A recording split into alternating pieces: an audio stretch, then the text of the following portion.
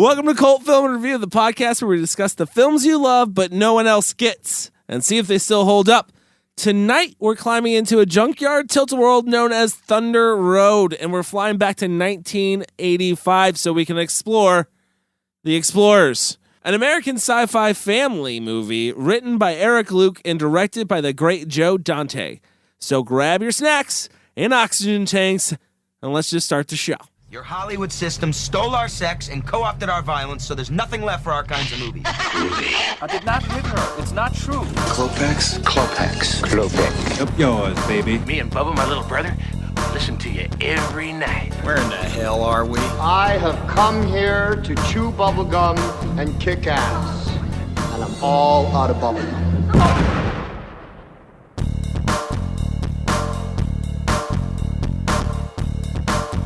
All right, guys, so we're here to talk about The Explorers. It came out in 1985. It had a $20 to $25 million budget. It was a huge flop. It only made $9 million bucks. It's rated PG. It has a 77% on Rotten Tomatoes, which is pretty decent. If you don't know, it is directed by Joe Dante. He had directed films like Gremlins, Inner Space, Matinee, Piranha, Small Soldiers, and my personal favorite, The Burbs. Yes. Everybody's favorite, I think we can all. I don't know why everybody's talking yet. You haven't been introduced. We can agree. They don't know me by now. Is that a song? Is that a song? Yeah, I think so. If you don't know me Really? by now, you will never ever. This is getting all cut out while you just okay. No, you won't. No, it won't. It's not getting cut out, Kyle. No, they're all singing, but it's fun. So we're here to discuss that movie. As always, I have Kyle Smith here. What's up? How's it going, Kyle? Going very well. How are you doing, Cody? Doing pretty good. How's your week going? Feeling pretty good about yourself today? I'm feeling fantastic. Feeling actually. confident? I had a great week. Thank you. I'm glad. Are you ready to talk about the Explorers? I'm so excited. Are you ready to explore? Are you ready to explore your feelings on Explorers? We can try. I'm gonna not do that, but I'll explore Explorers though. Yes. Okay. All right.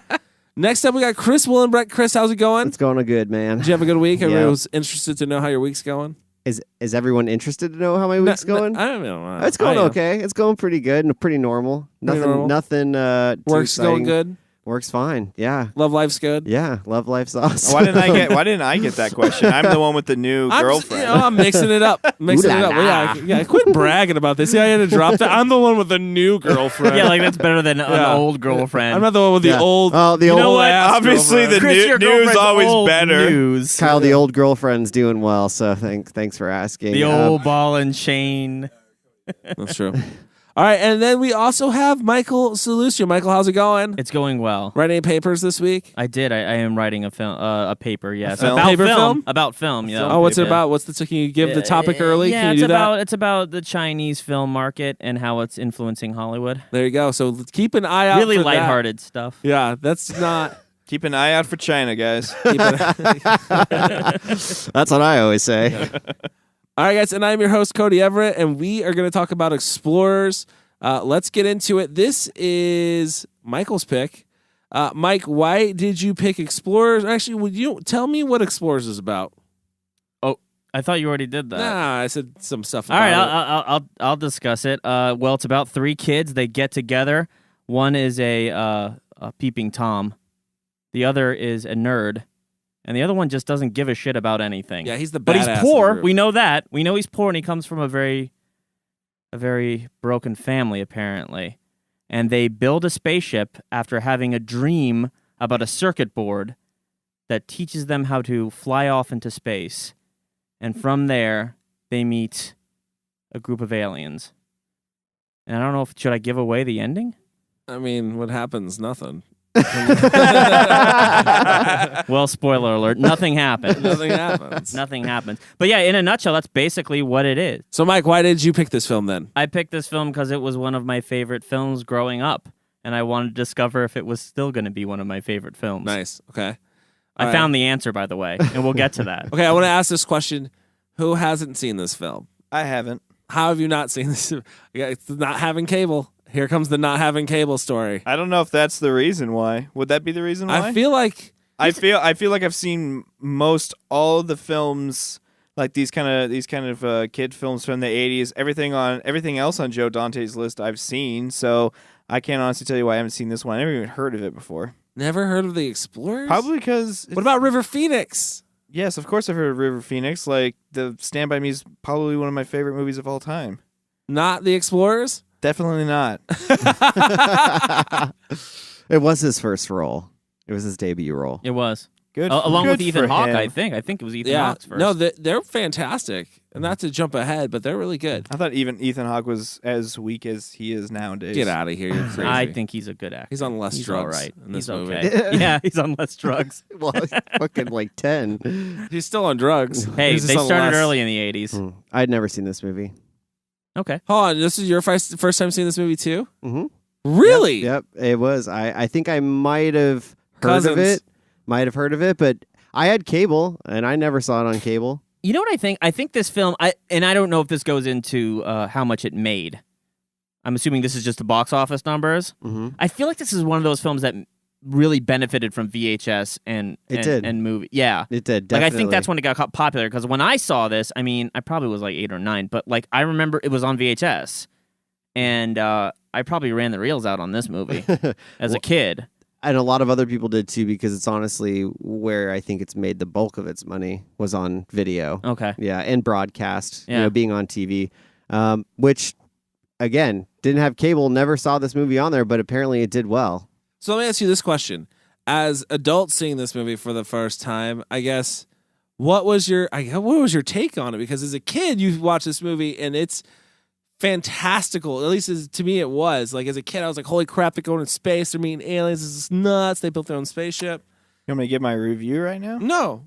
I mean, honestly, like, being a huge fan of, like, all these other movies, these, like I already said once, Stand By Me, Goonies, all these other kind of kid adventure films, I really enjoyed that aspect of it. Just felt like it felt like it fit with the rest of those films. Now, like, the back 30 minutes of this movie is another discussion that we can have later on in the show. But I mean, overall, like, I don't need to be a kid to appreciate it, because those movies to this day, like, call to my inner child, like going out on an adventure, building some kind of fucking stupid thing in the middle of in the creek or the desert where we're at. But yeah, Quick giving away our location. we are in some. I didn't say what kind of desert. It could be an icy tundra. It could be an ice desert. We're in the Gobi Desert, everybody. We're in an igloo right now. We're in the middle of It's India. cold as fuck. Chris, well, I mean, being an adult seeing this for the first time, you didn't have any. What were your expectations going into this? Well, my expectations were high because I thought I was going into it. I thought I was going to come out maybe feeling the same way I feel about the Goonies or E.T. or one of those films. I know it wasn't as big of a film, but I thought, they probably captured that same kind of magic that those films had, the kid adventure story. Yeah, and I'm sorry, but like, to another point, like, we just had this style of show come out on Netflix, which is Stranger Things. So again, I was even more excited when I found out what kind of film it was. Like, oh, it's a kid adventure film. Judging by the original poster art, I'm like, oh fuck, like, this could be like the distant brother to Stranger Things, a show on Netflix. But so I went into it very open-minded and very excited to see it, because I fucking love these style of movies. Mm-hmm. Agreed.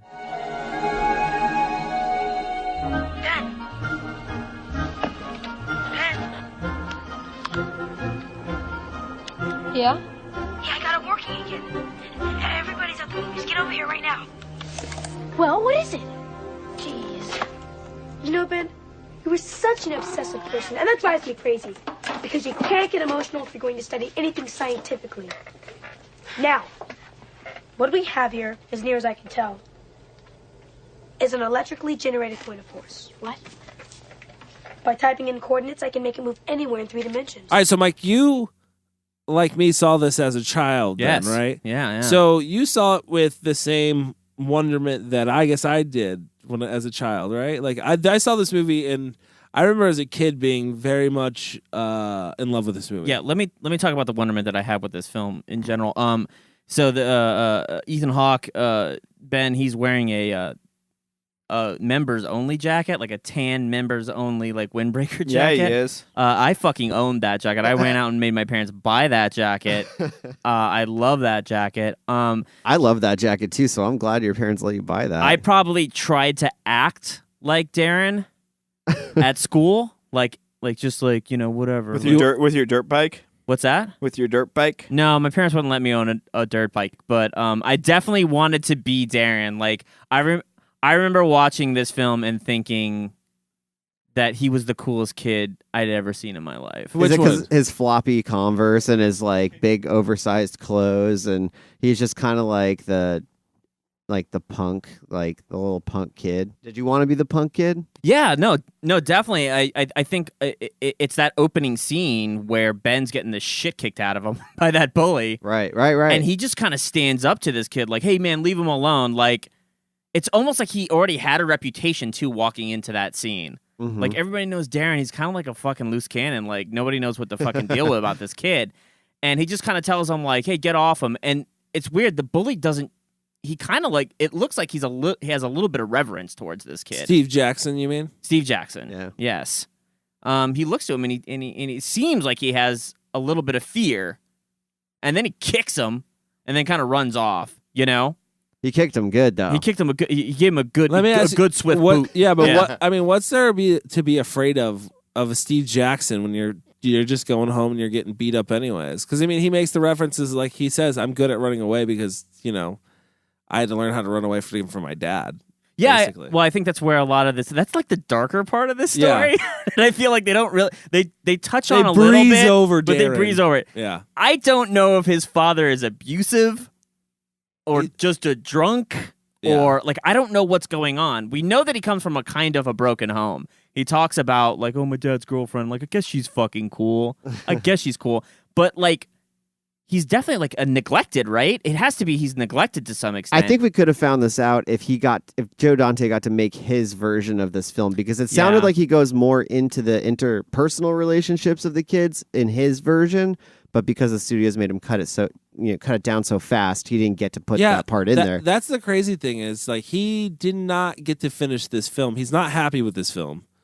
He's not a fan of this film. Mm-mm. He says when he looks at it, he only sees the film he wanted to make. I believe that. There has to be. I mean, from what I've heard, there is at least 3 hours of footage that he had down that he wanted to work with, and I mean, cut it down to what, an hour and a half. Yeah, like half of that was left on the cutting room floor. And I'm curious to see what that might be. In today's day and age of director's cut, why hasn't he revisited it? He lost the footage. I believe is lost. I think he has looked for it and couldn't recover it for some reason. I would absolutely love to see where this movie was supposed to go, because, I mean, and we'll get into it, but there are glimpses of what this film, I feel like, was trying to kind of touch on, and it's just glossed over real quickly. Right. A prime example is I read that in the drive-in scene, the guy and the girl that are in the car, that's supposed to be, I believe, Ethan Hawke's older brother, but they never get to develop it. Oh, because, I remember there's one scene where he mentions, like, that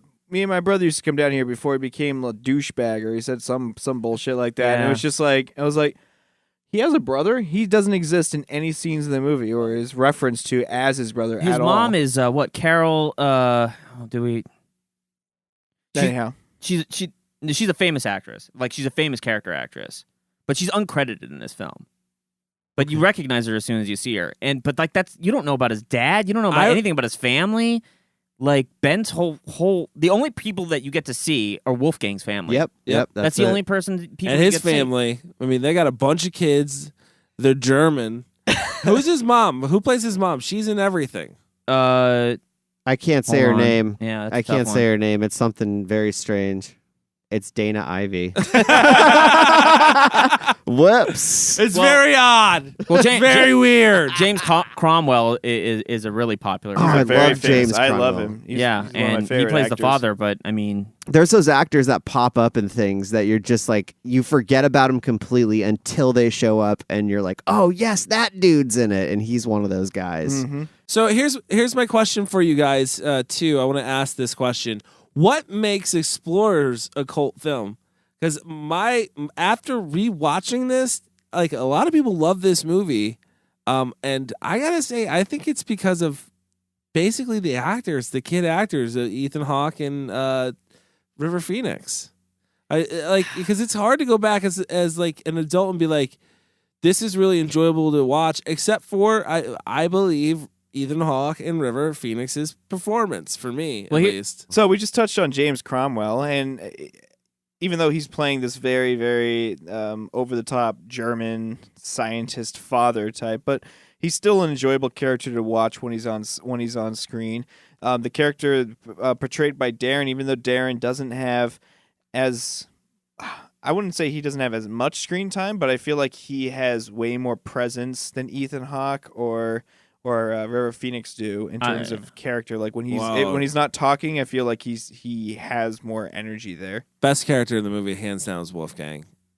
He is really good. Dude, he's fantastic. I'm gonna agree. I'm gonna agree with Kyle on this one. I think that Darren's character is highly overrated. I think he really brings underrated.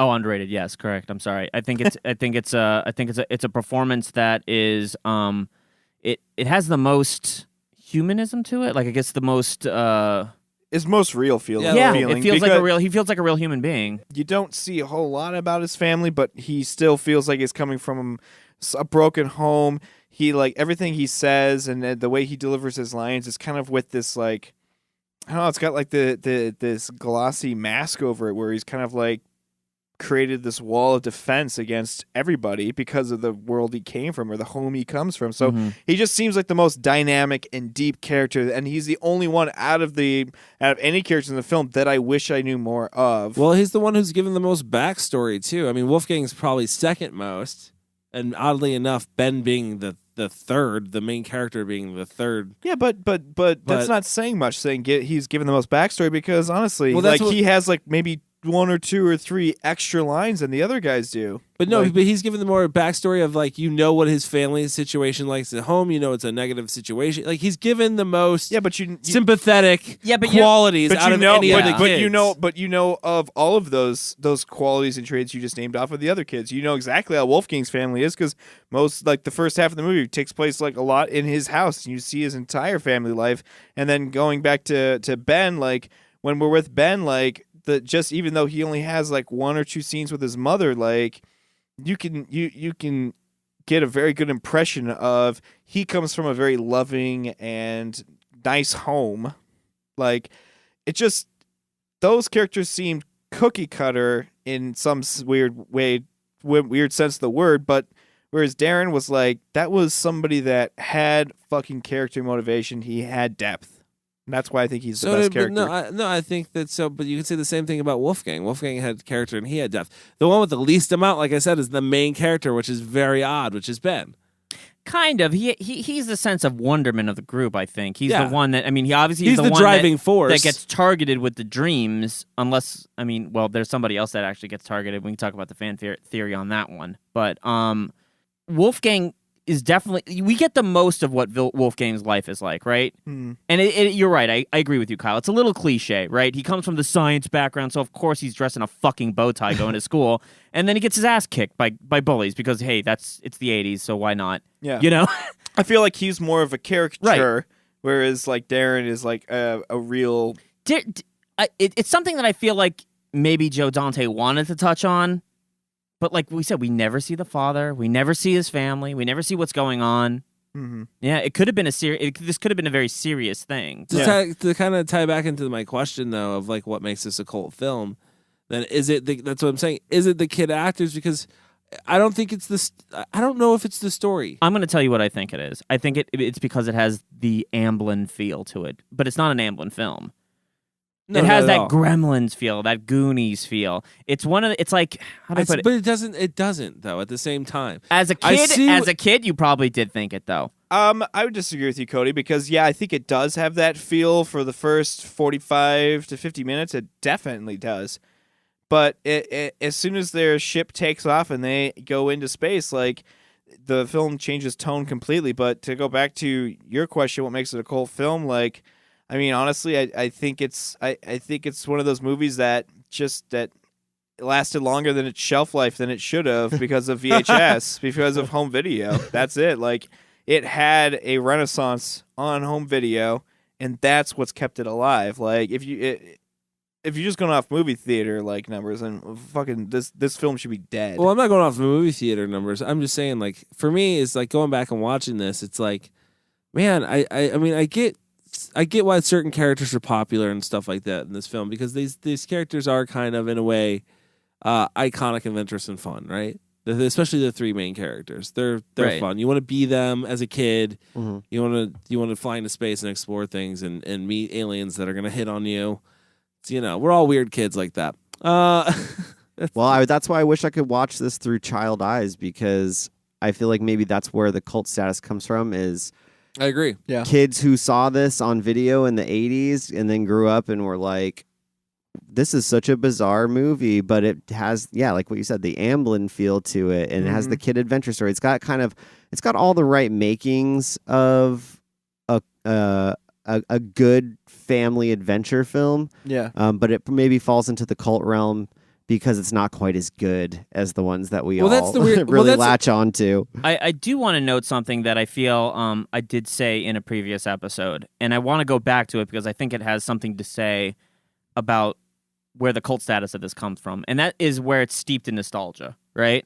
So we did My Science Project, and I want to say I pretty vividly remember saying at the end of my rating, there are films that do this better, Explorers being one of them, about this idea of children going out and doing things. But namely, my reasoning for that was that these were real child actors versus I felt like My Science Project was more adults playing kids.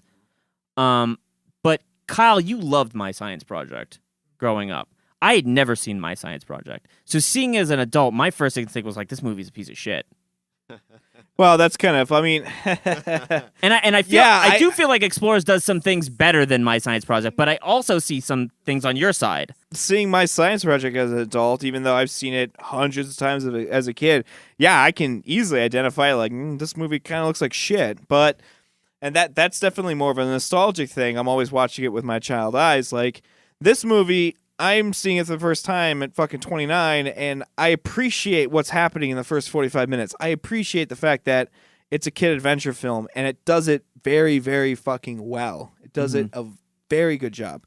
So I don't think that like the cult. I don't think the cult film status is going to be 100% coming from this younger audience that grew up with it, because this film translates way better to an adult audience than My Science Project would, for sure. You think? Do you think this one translates better? Yeah, I actually think I I was going to actually I would agree. say the first 45 minutes of this film translates better as My Science. What than can My I ask Science you? Project I want to does. ask you a question. I got to know this. What's wrong with the last 30 minutes of the film? Okay. Are we gonna get into that? In Yeah. one word. Why No, not? no, Why just not? kidding. I mean, we have to get to it All right. eventually. Yeah. My problem with the back half of the film is it completely and totally changes tone from the moment they land on the spaceship. It stops being the thing that's great about kid adventure films is like Chris brought up, what good one is E.T. There's this feeling of discovery and wonderment and your imagination that comes to play. Like when they land on the spaceship, it's very like feels thrown in there. It doesn't feel like it's supposed to be. And knowing now that Joe Dante wanted a different film, I don't know what aspects he wanted differently. I gotta hope that the back half would have been a little more fleshed out. But it just, from the alien doing like all the TV voice and stuff, I feel like I went from watching a kid adventure film with some dramatic elements to like, I don't know, some kind of shitty comedy, I guess. Like shitty. No, I know. Yeah. Do you know what I mean? Like I know it exactly what you're just- saying. I felt like the movie went from Goonies to Little Monsters. Real Thank you. quick. That summed Real up quick. my very long Yeah. statement. I don't have a right problem there. with either of those films. No, I but don't either, The but- no, I think the real issue with it was the pacing of it. Honestly, I thought that some of the stuff that was happening was really cool and interesting, but it seemed like they were trying to stretch it out. I feel like this movie could have been maybe 10 minutes shorter than I mean, it's what not it that is. long though. It's an hour and 45 minutes. That's I a guess long you could movie. do an hour and 35. I guess you could. I'm just saying. It loses steam. It's so adventurous in the beginning, and then it goes into them just wandering around some fucking place. I feel like right. I feel like I embodied Ben's disappointment with getting to that spaceship. That's how I can describe it. He was so disappointed with the aliens that he met, and I was too. And I feel like, just speaking to the character of Ben, I feel like, I'm not going to say he's a bad actor, but I feel like in terms of all of the parts in that film, the last 30 minutes, I felt were the most believable. And I have to assume it's because Ethan Hawke's like, what the fuck are we shooting? Like, this is not what was in Well, the he's script. a kid. I doubt he probably had that feeling, but I But mean, I'm sure he had some kind of feeling like that. But But we can talk about it too in terms of his characterization, because there's something we haven't discussed is the fact that Ben is a huge sci-fi nerd. Huge sci-fi nerd. Oh yeah, absolutely. And he shows up and he sees these aliens and he has this idea, this sense of wonderment. And not only that, I think it's something we can also talk about on this podcast, because there have been films that we have been really addicted to based on as fans, but then we realized that maybe they weren't that great. I feel like it's the same thing with him, especially when those aliens finally tell him, like, I mean, but look at all this shit. Like, of course you're going to shoot us when we get there. Well, yeah, wouldn't you look at him? Right? If we're gonna bring up that scene, But no, I'm gonna say that was actually a pretty powerful scene. It's a very powerful I scene. like That's just that scene a jammed lot, in there. but it's so good because he is really making a statement. Like, it's an argument that people have in their heads. You know what I mean? The alien assumes one thing about one person, and they're like, no, we're not like that. We don't really kill people. Well, we do kill people, but we really don't. We're not like this. And, the alien's distrusting of him. And I thought that was kind of, or not of him, but of his race. Yeah. He says he trusts the kids, and that's why they were brought to them. But I think that's just a powerful moment in the film. Probably one of the only ones. Yeah. Oh, definitely. That's my problem with it too. Is like that was the message. Like they were like, we need a message for this film, and they just threw it in like the last 10 minutes. Because I watched it and I didn't find it that powerful. I was like, this is so atypical bullshit. Hold on. I don't think that's the message of the film at all. What is it, that we're in the Matrix? No, not at all. I think. Are you awake or are you sleeping? I think that everything comes together as soon as Darren realizes he's like, they're fucking kids, and the reason why is because. So here's where I think Dante probably wanted to go with this film and didn't get to flesh it out. Okay.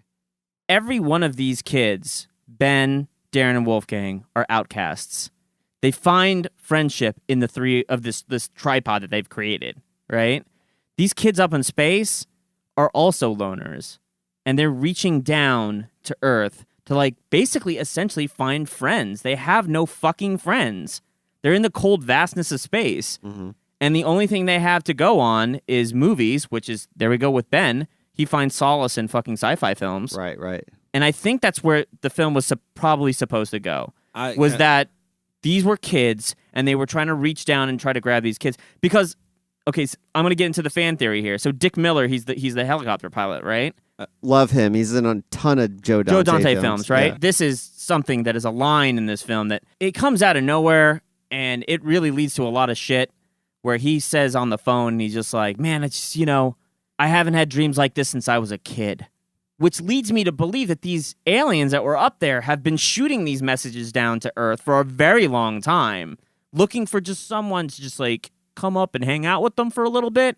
Figure out how to build a spaceship. Yeah, exactly, because it's weird that line is thrown in there to a character that's pretty much a throwaway character. He's not on the screen for that long. I agree with the fact that, like, the twist moment is that these are just kids, these are kids. Yes, I agree with that. But like, the whole theory where like they're equally loners and shit. Like, I don't get that at all. I don't wait a second. get that. I don't see that. Then here's my question: Why are they beaming down messages down to Earth? Because they do nothing but watch TV, and they probably have always wanted to meet. They say specifically, we've always wanted to meet a human, but we're too scared to actually go down there. So we're being messaged in hopes that maybe one of you can figure out how to build what we're sending you, and then you'll come meet us. But why are they doing it against their parents' wishes? Why go through all of this effort? I think they took the spaceship without their parents' wishes. Let me ask you this: if you had a rat in your kitchen, and you're in your kitchen with your mom, and you see the rat, would your mom go, "Hey, Mike, go play with that rat"?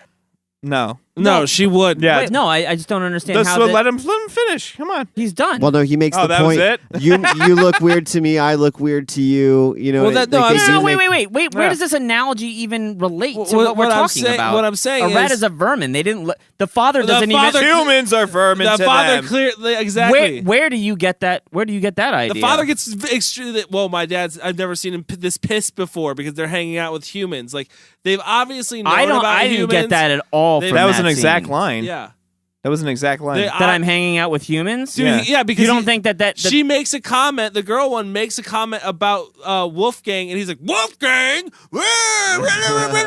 and he goes off about being his daughter being in a relationship with a human. well. So it's hold on. obviously that they've known about us for a while. Obviously, they've been And watching that- our TV. Exactly, and they've been watching our TV for a while. So it's one of those things. It's like you can't go see the humans. This is something we've warned you about because they'll kill us. Look how violent their society Yeah, is. but I don't think a rat is trying to kill me. That's a completely different thing than a vermin. I'm not saying that's how they look at it. I'm just saying that's how they look at it. Is we're not the same species. Well, I want to bring up while we're talking about this scene the talking that the aliens do, which are just repeated lines from TV shows that they've watched. Yes. I read that was supposed to be a joke, but it didn't really land for some reason. Like, with Well, the audiences. I didn't get it because I got when he was doing it, like he was performing, but then like at the end when he's telling him, like, no, you got to go, like, was everything he was saying to him like something he saw on TV and all in the same voice by happenstance? Well, no, like that's the thing. Like it wasn't funny. So that scene he was I supposed to be hate that quoting TV shit, but it Yeah, just. no, he was quoting TV shit the whole time. He literally was. But And- the end scene when he's telling them, no, you have to go. Wow, my dad's never been this way. Like, what fucking TV is he quoting? Where all of that shit. He does speak in a real voice. He That's does his speak real in a voice? Because I feel like he'd been using that voice. No, all well, that point. it's that, and actually there is one joke that I think is fucking hysterical where he talks about Lassie, and he's just like, I'm watching this furry kid the whole time, and like, I mean, don't get me wrong, I mean, he could roll over really good, but did he deserve an entire show for it? Like, I thought that was hysterical. That is his voice. Okay. So there is. That makes more sense. That's I guess. that's the best line that Yeah. he has. But that It's whole the only good line. I that think he whole has. speech, man, I want to blow my brains out. I'm like, this isn't funny, and it goes on forever. Well, I mean, to credit a little bit, Ben does make a point where he's like, "We laughed at all your jokes, even the stupid ones." I think he makes a point to say that like you're not very funny, like Well, you're a bad Well, stand-up. no, because I comedian. go back to these guys. I think Ben's just as disappointed as the audience is when you meet them. Like it's a very disappointing to meet them. I feel like is. it's a really disappointing ending to a film that had so much amazing potential. You know what? Let's take a break. When we come back, I want to talk about some of the technical stuff, and I want to talk about just the creature design in general, also. The Thunder Road!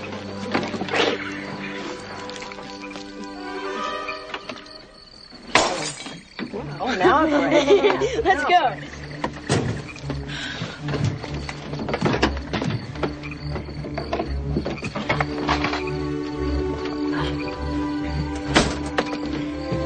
We should have put hinges on this thing. Come on, you got it. Oh, I'm going to take it very easy at first because something might happen and we all could get killed. Oh, stop talking about getting killed all the time. It's gonna be great. What if the ship falls apart? Okay. What if it falls apart? She's a good Yeah, ship. don't be so paranoid. All right. Okay. Fine. Okay, so I wanted to talk about some of the technical aspects. I want to talk about some of the effects. I hate the ship design. Does anybody else hate the ship design? as a kid, no. As a kid, I fucking loved it because it was like the idea of building a Lego ship and like a Lego ship looks shitty because it's made of fucking Legos. Yeah. I mean, not nowadays Legos with like Ninjettis or whatever the fuck they have going on. Ninjettis. What do they What's call it? that? It's like Ninjago or whatever. No, What? I like What is Ninjetti that? better. Yeah, there's a whole like line of Legos that like have these specialized like- parts. But back in the day, it was just fucking blocks, right? So you just built shit the way you wanted to, and I felt like this piece kind of had that '80s feel of like Yeah. your Trash can on the front. Yeah, trash can on the front and maybe a trunk top on the top. I thought Grouch was gonna pop out. I honestly, I really liked the spaceship design because it felt like something I would have built as a fucking kid. I didn't mind it at all. I Really? thought it was cool. Yeah, I did. know. However, like if we're talking about effects, like I wouldn't. I liked the little sphere when it was small. It was very believable when it was small. But when they blew it up to human size to carry kid, it's just like cool. Like there was a couple scenes where I'm like, this looks like the green screen from Race to Witch Mountain, the original one. Yeah. Like it looked so bad. The special effects look. I mean, maybe they were good for their times. I don't even. Well, they didn't age gracefully. Yeah, they don't age gracefully at all. The creature design. It looks like bad Tron. It was It like lo- Industrial it- Light it- and Magic did this, It right? did look like bad. It is. Tron. It is. It's their first Really? film. This was their first. This is their Luke- first. They cut their George teeth on Lucas's, Explorers. Industrial Light and Sound. yeah. This is their first. This is the first time they ever. Well, They got better. knowing that, I'm not bummed about it. I mean, it's pretty cheesy, but overall, like I felt like there were some scenes where I could see like a split screen thing going on that was two different blacks. You know? Yeah. Wack and his parents and his sister. They don't get me all wrong. They are done creatively. It's just not my favorite look. For an alien. Yeah. I feel like their look. Maybe that's what I didn't like about the last half. I feel like their look didn't match the tone of the film. Well, I get that they're supposed to be non-threatening, right? I get that because it's a family film. But at the same time, it's like they just look sweaty. Yeah, they look really greasy. Okay, Do you think? Sorry, Mike. Oh go ahead. no, go ahead. I said, do you think they look too silly? Like Yes, because yes. I almost wanted just a regular like gray alien, you know, just a classic. Well, almost. it almost fits its character though too, of like how wacky. That's for the 4-year-olds that watch that's this movie. that's how I felt with their character. Yeah, it was design like that.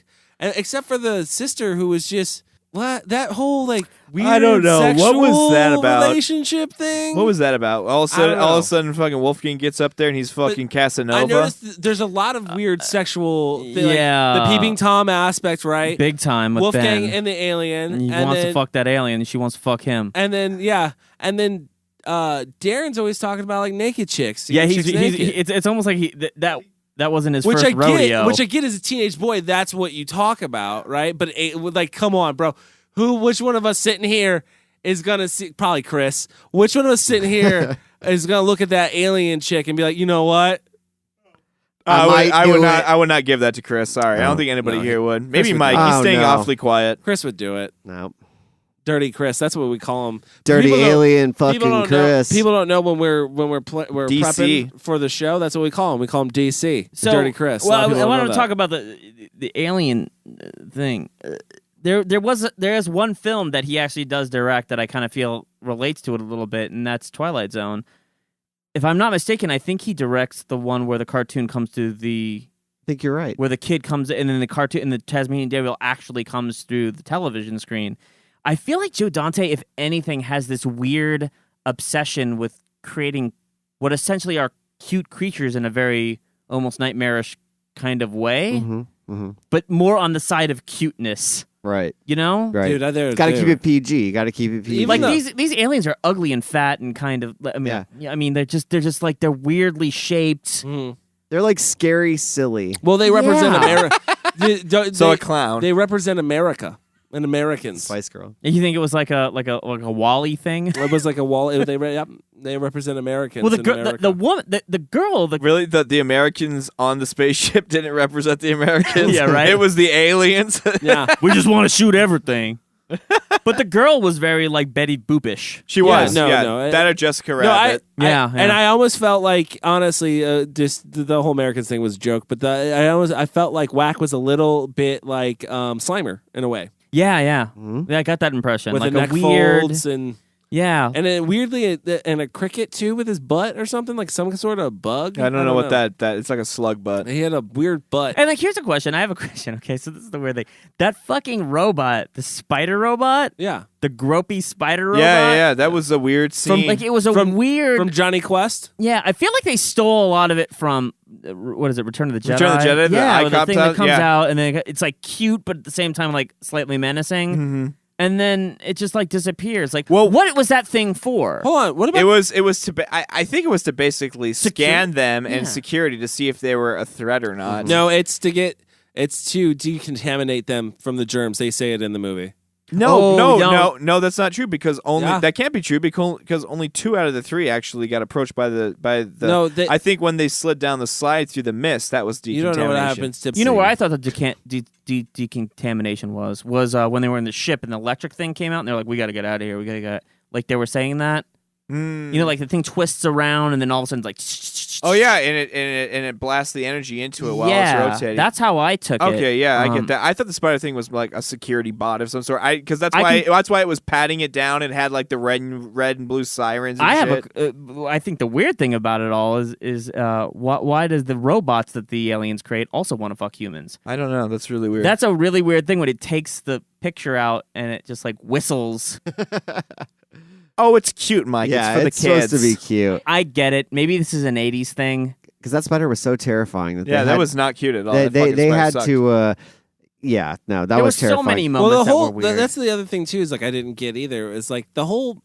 You're right. The whole 30 minutes does take a weird change to the end too, because the whole atmosphere of the ship is like this dark, creepy, scary place, and then like you meet them and you're like, oh, they're idiots. Yeah, it's so weird because like it looks really weird and dark and dirty. It looks kind of like industrial. It looks kind of industrial, like like the alien ship, but like not at all. Like, and then then you've got this spider thing that's coming at you, and it's like, oh, this is really creepy, and then all of a sudden it's like it's patting him down, and I'm just sitting there watching. Like, I think I actually paused it at that point. And I'm like, what the fuck is going on? And I went and had a cigarette, and then I came back and continued watching it. But it just the tone, it can't find its own voice. I feel like the film, the last 30 minutes, doesn't know what it wants to be. Well, because the aliens come out, and there's not much you can do with them as far as I think character development. I really could don't. have done a lot more, but they stuck but to like because they're so goofy. They made banked on. They banked. I feel like they banked on one joke of like, oh, they only speak in movies, and it just doesn't work. Like, well, I don't know, Chris. Do you think their look works though? No, their look not for me. It doesn't. Like I said, like I would have rather had them be a little less silly. Well, that's the other thing too. Is like, well, why was the dad a giant, and why did he have arms instead of antennas? Well, he was a grown up, so he was probably bigger. They probably get to that size when they grow up. Yeah. I mean, Whack and the father look alike. I did find it weird that the girl had different. Like, I mean, like maybe she takes after the mother. Maybe, yeah. Maybe the mother has like these wide set eyes that come out of their head. Like I thought it was kind of weird. Maybe it's like weird. interspecies relationship. Like the father married another species, and he was like disowned by his family for doing it, and that's why he's so hard on his kids. And all of them want to fuck humans, apparently. Because I don't understand. Fan theory. All right, here's a question for you. What are we rating this Mammer Jammer? What dreams are made of? Deal. So easy to do. Yeah. Yeah, there you go. I could do anything. Yeah, just do a cloud. Hey, can we talk about that? What do you think that was? The ending? Yeah, what is that? I think they're just adding more people into the dream. I think this all really happened, and they're just adding more people into the dream. Like, do you think? I think they went back for reshoots because they're like, oh, we're still coming in a little short. Like, no, there's like we have. I feel like that whole scene with the girl floating though. I'm sorry to interrupt you. I feel like that probably in a different cut probably occurred earlier in the film. Another theory I have for that weird ending where they're floating through the sky is I think that I wonder if they had the balls to think they would get a sequel out of this. No. It leaves it open-ended for a sequel. I wonder if he did think, like, of course this is going to be a mega hit, and of course I'm going to shoot something that leads to a sequel. Yeah. And then they were like, you know what? Actually, now that I think about it, just get it cut and edited and just let this get through. And he was like, oh, fuck. I mean, I guess I'll kind of throw a Hail Mary. That's what I'm thinking. So that maybe he threw it in there like, maybe people will be excited. Yeah. Oh, shit. What are we rating there? Were you doing that? Field of Dreams. The stuff that dreams are made Field of. of Dreams. Stuff, it's just like a cover art for Kevin Field of Costner. Dreams. Yeah, it's Kevin Costner. It's his father. It's just a baseball diamond and corn. I told you if you built it, they would come. The I'm things here. that dreams are made of. Chris! I'm going to give this 3.5 amulets. It wasn't as exciting as I thought it was going to be. I thought the pacing was off. I thought some of the storytelling was off, and that is apparent. Especially after reading that he didn't get to make the film he wanted to make, it became even more obvious. So, yeah, I don't know, man. I would probably watch this again and give it another shot, but for now, it didn't do a whole lot for me. But I can still say I did enjoy the kid adventure aspect of it. The first 40 minutes or so of the film, 40, 50 minutes, pretty good. Once it hits the alien part, I was disappointed, a little let down, and I think the ending was just slapped together. All right, I'll go next. I'm going to give it 3. I think this is one is if you watched as a kid and you go back, it does kind of suffer a little bit. Pacing is kind of, to me, off. Last 30 minutes aren't that great. Creature design kind of sucks. The characters I feel like are a little annoying also. I just wish, dude, like half the time that aliens on screen whack is talking, I'm like, it doesn't translate for an adult. I feel like for as a kid, yeah, probably, but I just don't find him funny. I don't think his jokes are funny. And that's kind of like a big, important character, I feel like, in the movie to be successful. You know, I love this director, but this is probably my least favorite movie of his. And I'm not knocking it that bad. I'm still giving it a 3. But it just, I don't know. Keep it in your childhood. It's much better there. Kyle? Yeah, I'm going to give this a 2. First time seeing it, I'm giving it a 2 because I absolutely love the first 45 minutes, the kid adventure film. I didn't really find a lot of points where I was watching it and I thought, oh, you know, maybe the dialogue choice was bad. Maybe the story, like how the story progressed for the kids, was bad. Actually, I thought it was pretty on point. Like the problem is, like, this film is constantly building. As with any kid adventure film, it's always building to this point of discovery, and the point of discovery is such a letdown. It killed the rest of the movie for me. It made me not really enjoy it and think, wow, this is a memorable movie. Like, you could say bad movies with good endings, but like good movies with bad endings, like nothing you can really do about it. And then they fucking put the cherry on top by having that weird cloud floating scene at the end. It's just like, you're not getting a sequel, dude. Like, I don't know why you're trying. But I mean, overall, I thought it was shot well. I thought it was written pretty good up until the points that both people have already said is the last 30 minutes. So, I mean, but it's still going to get only a 2 for me. I don't know if I'll watch it again. I might see if it gets better, but I don't know. All right, Mike? The kid in me wants to give it like a 5, but the adult now seeing it is going to give it a 3 amulets. I'm not going to say it's his worst film. I'm going to give that to Small Soldiers. How dare that you? That movie is fantastic. How dare sir. you? That movie sucks. Wrong. Anyways, I will say you're right. I agree with everything that everybody says here. You're right. Small Soldiers is except the better for film. Small Soldiers. The film really does. The first 45 minutes of this film is fantastic. It builds up to something that eventually becomes in a weird... I don't want to say it's disappointing. It's almost like it was meant to be disappointing, but it just doesn't work out. You know, I understand that the kids were supposed to be disappointed, that Ben was supposed to be disappointed. Like, oh, they're not like cool aliens that I see on my sci-fi thing. They're just like us, these stupid kids. Like, fucking... But, like, that's such a depressing ending. That's such a depressing thing. And, like, also, like, why would they want to go back to see these fucking aliens? You're right. His jokes are stupid. Why you would want to go back up into that alien race? They seem like they're just loners that hang around in Earth's atmosphere and just kidnap kids or whatever. I just don't understand it. But that's me looking at it as an adult. So... Are you rating it as an adult, or are you rating it I'm rating as a child? as an adult. Okay. As an adult. Like, I think that I actually... Despite the special effects that look kind of dated, I still really think it has a lot of really cool background moments that give a lot to the characters. I think the characters are great, especially Wolfgang. I like that. Wolfgang's fantastic. His entire house really says everything about what you need to know about him. You know, these experimenting on rats and shit. But yeah, so a 3. A 3. Here's a question for you: Ethan Hawke or Kirsten Dunst? Why'd you say Kirsten Dunst? You mean who really was it in this movie? No, I'm saying who's... She wasn't even born yet, right? Who's Kirsten more Dunst? of an American sweetheart? River Phoenix or Kirsten Dunst? No. Ethan Hawke. Ethan Oh, Hawke. Ethan or Hawke. Kirsten Or Dunst. I'm gonna go Dunst. Kirsten Kirsten. Dunst. Wow, that's probably because she was in Small Soldiers. Oh, we're going back there again?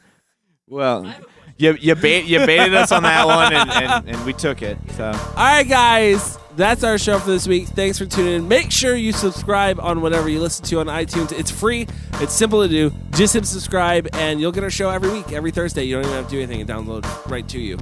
Make sure you follow us on Instagram at ColdFilm_review. You can also follow us on Twitter at ColdFilm_review.